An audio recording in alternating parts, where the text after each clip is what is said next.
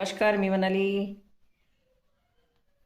अमरावतीच्या महानगरपालिकेच्या निवडणुकीचे निकाल लागलेले आहेत. मोठ्या घासत पुसत भाजपाने 25 जागा मिळवलेल्या आहे.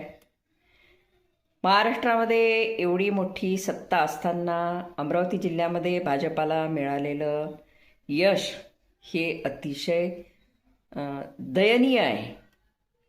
अर्थात भाजपासारखा स्ट्रॉंग पक्ष अमरावतीमध्ये मिनिमाइज म्हणजे छोटा होत चाललेला आहे. ह्याचं कारण आहे आमच्या हिंदू शेरनी नवनीतजी राणा, ज्यांनी आपल्या स्वाभिमान पक्षाचे 18 नगरसेवक निवडून आणले. धन्यवाद.